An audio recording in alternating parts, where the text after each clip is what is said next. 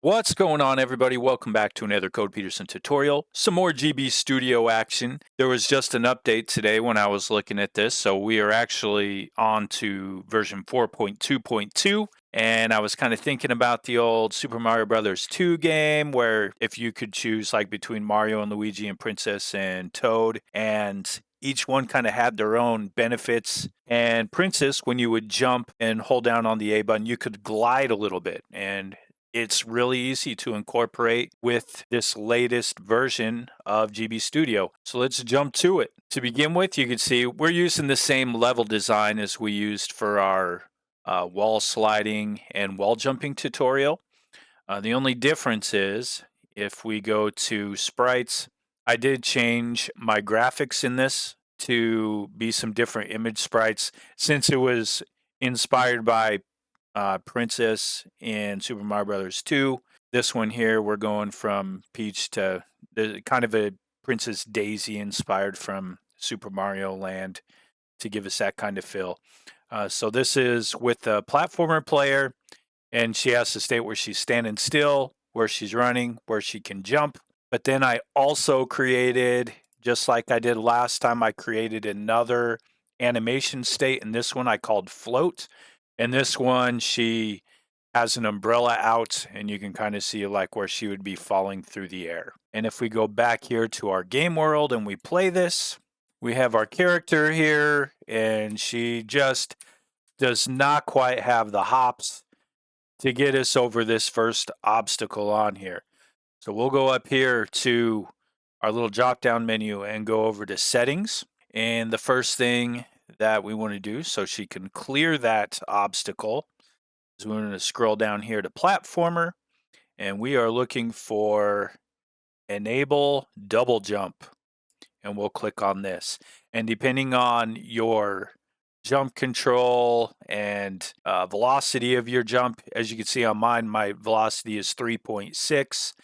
And so if I want to give one additional jump and then have it be 0.5 in reduction, because I like the double jump to, you don't want them to be superhuman double jump, just something to give them a little extra to get to the top.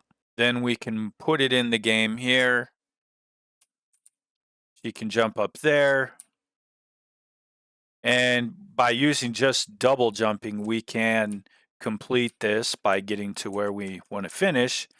But that drop from here, it is quite a large drop, and you might not want to use the double jump to have to get down there. You might want to slow things down or just give your character only one jump. So one way to overcome this is to use the enable feature float. So we'll click on that.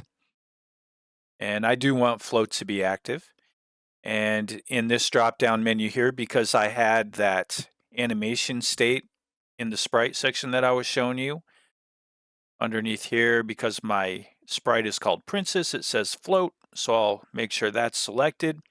And then here you can choose what float input you're using. So if I want to, I could make it be like Super Mario Brothers 2, where I hold the jump button and slowly glide down, or you can choose the up button. So I'm just going to do that to try something different.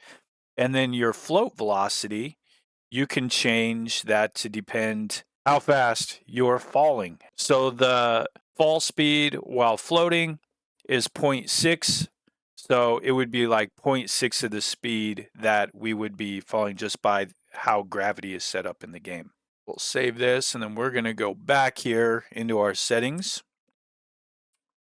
And if I press up, you can see we have that umbrella look there. So I'm going to jump back up here, and then we can use this, and it allows us to slowly and safely fall down there, and it gives you that same kind of feel if you're using Princess Peach in Super Mario Brothers 2.